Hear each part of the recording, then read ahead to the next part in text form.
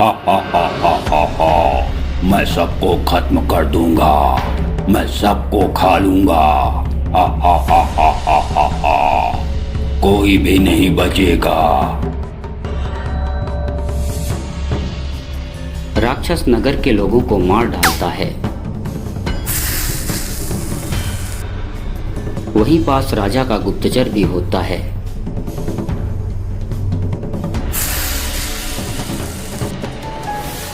यह कितना विशाल है।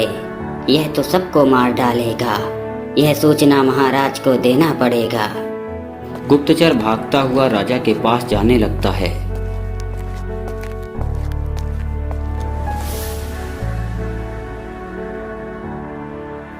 महाराज, महाराज, गजब हो गया महाराज। अरे गुप्तचर, क्या हुआ? महाराज, नगर में एक बड़ा ही भयानक दानव आ गया है और नगर वासियों को मार रहा है। बड़ा ही नुकसान कर रहा है महाराज। सैनिकों, जाओ उस दानव को पकड़ लाओ। रुकिए महाराज, वह दानव छोटा मोटा नहीं है। वह हाथी के जैसा विशाल है। बहुत ही शक्तिशाली और भयानक है महाराज। गुरुदेव, यह कैसा दानव है जो नगर में आ गया है?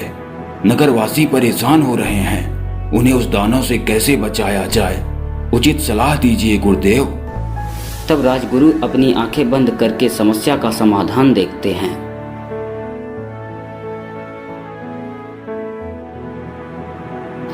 राजन, यह तो बहुत बड़ी समस्या है। आप एक काम करो, यहाँ से पश्चिम दिशा की ओर एक जंगल है। वहाँ पर एक साधु रहते हैं। वह साधु बड़े ही ज्ञानी हैं। वही इस दानव को खत्म करने का उपाय आपको बताएंगे। ठीक है गुरुदेव, मैं मंत्री और सिपाहियों को अभी लेकर जाता हूँ। ठहरो राजन, उनके पास सिर्फ आप बस जाना। लेकिन ऐसा क्यों गुरुदेव? क्योंकि गुप्त बातें और गुप्त कार्य अकेले में ही करना चाहिए। ठीक है गुरुदेव, मैं अकेले ही महात्मा के पास जाता हूँ। इतना कहकर राजा घोड़े पर सवार होकर उस साधु के पास जाने के लिए चल देता है।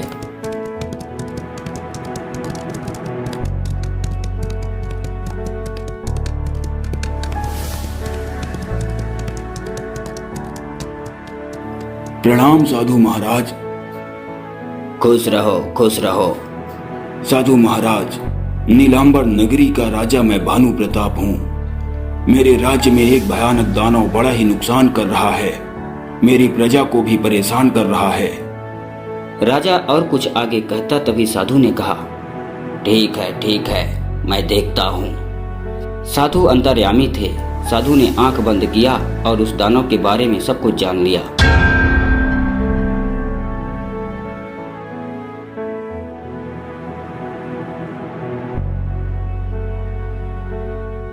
राजन, वह दानव एक महात्मा के द्वारा श्रापित है। उसे मारना बड़ा कठिन है। साधु महाराज, उसे खत्म करने के लिए कुछ तो उपाय होगा, नहीं तो वह पूरे नगर को खा जाएगा। एक उपाय है, लेकिन कठिन उपाय है। बताइए साधु बाबा, मैं उस कठिन उपाय को करूंगा। तो ठीक है, सुनो। तुम्हारे राजमहल से उत्तर दिशा की ओर एक गुफा है। उस गुफा के अंदर एक वज्र के समान जादुई शस्त्र है। वह शस्त्र चमकता हुआ तुम्हें दिखेगा। उस शस्त्र को तुम्हें वहां से ले आना है और उसी शस्त्र से उस दानव को खत्म किया जा सकता है। साधु बाबा, यह तो बहुत ही सामान्य कार्य है। यह तो कोई कठिन कार्य नहीं है। ठीक है साधु बाबा, मैं चलता हूँ। रुको राजन, मेरी पूरी बात तो तुमने सुना ही नहीं और चल दिए। राजन, अधूरा ज्ञान बहुत ही विनाशकारी होता है। क्षमा करें साधु, मुझे ऐसा लगा कि आपकी बात पूरी हो गई है। मेरी बात अभी पूरी नहीं हुई। आगे सुनो। जब तुम उस गुफा के पास पहुंचोगे और जब तुम उस गुफा के अंदर जाना चाहोगे, तब तुम्हें वहां पर एक राक्षस अंदर जाने से रोकेगा। लेकिन क्यों साधु बाबा? उस राक्षस का उस शस्त्र से क्या लेना देना? लेना देना है राजन, वही तो उस शस्त्र की रखवाली करता है। तो साधु बाबा, उससे भी क्या लड़ना पड़ेगा? नहीं, वह तुमसे 4 प्रश्नों का उत्तर पूछेगा। और उन प्रश्नों का उत्तर तुम्हें सही सही देना होगा। लेकिन उन 4 सवालों के जवाब सही सही कौन से होंगे एवं वह सवाल कौन से होंगे? वह कुछ भी हो सकते हैं, इसलिए सावधान रहना। अगर तुम उस राक्षस के 4 सवालों के जवाब सही सही न दे पाए तो तुम्हें वहीं हमेशा के लिए पत्थर बनना पड़ेगा। और ध्यान रहे, वहां पर सिर्फ अकेले ही जाना, नहीं तो वह शस्त्र तुम्हें गुफा में दिखाई ही नहीं देगा और तुम्हें पैदल ही जाना पड़ेगा। ठीक है साधु बाबा, मैं किसी भी हालत पर उस शस्त्र को लेकर आऊंगा और अपने नगर को उस दानव से मुक्त करूंगा। इतना कहकर राजा घोड़े को वहीं पर छोड़कर पैदल ही चल देता है।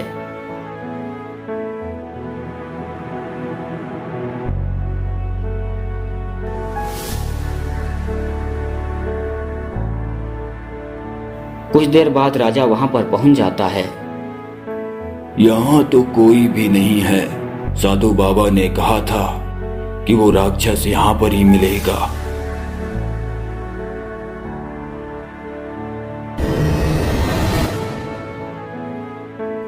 रुको, मैं जानता हूं कि तुम शस्त्र लेने के लिए आए हो, लेकिन तुम्हें पहले मेरे 4 सवालों के सही सही जवाब देने पड़ेंगे। अगर तुम सवालों के जवाब नहीं दे पाए तो तुम्हें हमेशा के लिए पत्थर का बनना पड़ेगा। ठीक है, तुम अपने सवाल पूछो। मेरा पहला सवाल, ऐसी कौन सी चीज है जिसे हम निगल लें तो जिंदा रह जाएं, लेकिन अगर वह हमें निगल ले तो हम मर जाएं? आखिर ऐसी कौन सी चीज हो सकती है?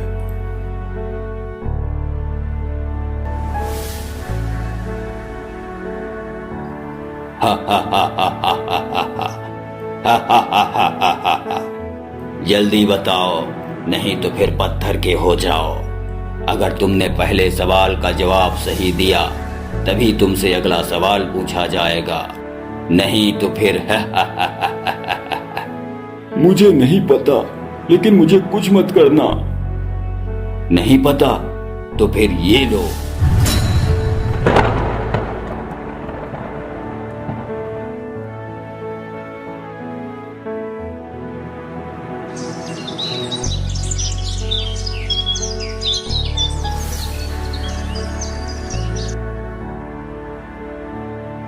अगले दिन राजा के वापस न आने पर रानी उदास बैठी हुई थी। तभी राजकुमार कहता है, माँ, आप चिंता मत करो, मैं पिताजी को ढूंढ कर लाऊंगा। यह कहकर राजकुमार राजगुरु के पास जाता है।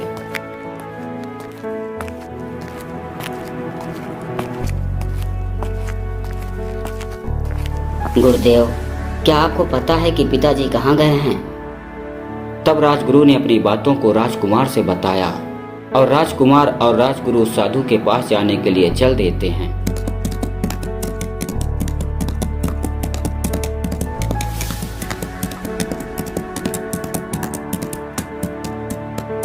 कुछ देर बाद दोनों साधु के पास पहुंच जाते हैं। राजकुमार साधु से अपने पिता के बारे में पूछता है। तब साधु सारी बात राजकुमार को बताते हैं। साधु बाबा, क्या आप मुझे यह बता सकते हैं कि इस समय मेरे पिताजी किस हालत में हैं? राजकुमार के ऐसा कहने पर साधु अपनी आंख बंद करते हैं और देखते हैं।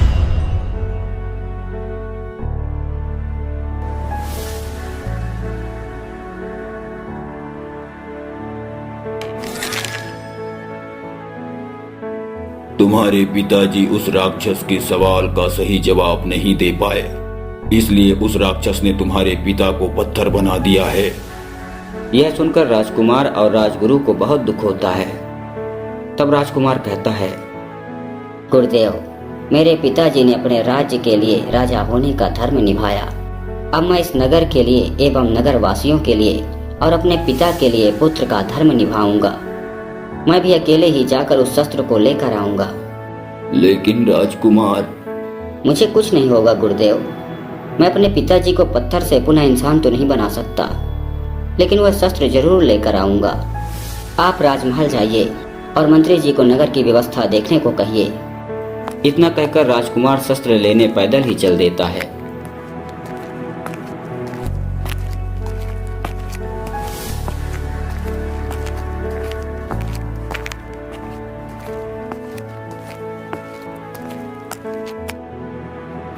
कुछ देर बाद वह उस स्थान पर पहुंच जाता है। हा हा हा हा हा हा।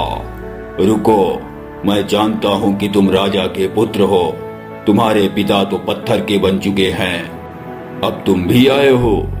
तुम्हें डर नहीं लगता? डर किस बात का? मैं अपने राज धर्म का पालन करते हुए अगर मर भी जाऊं तो मुझे कोई भी चिंता नहीं है। तो ठीक है, सबसे पहले तुम मेरे सवालों का सही सही जवाब दो।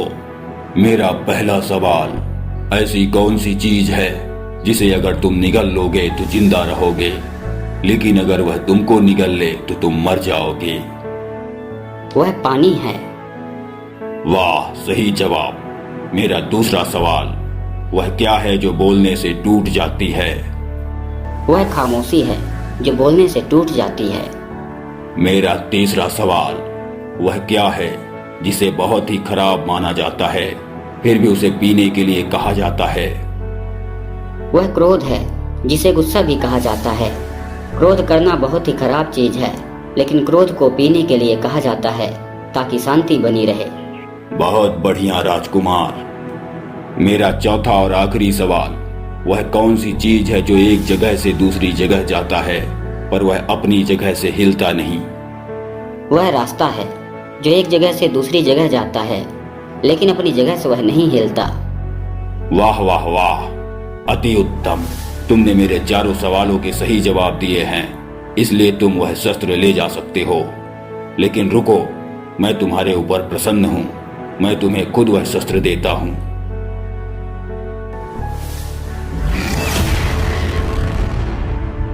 ये लो। वह शस्त्र लेकर राजकुमार सीधे राक्षस के पास अकेले ही जाता है।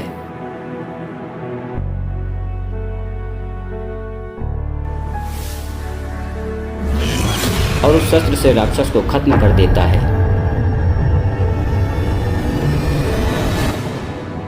और वह श्रापित दानव एक सामान्य इंसान में बदल जाता है।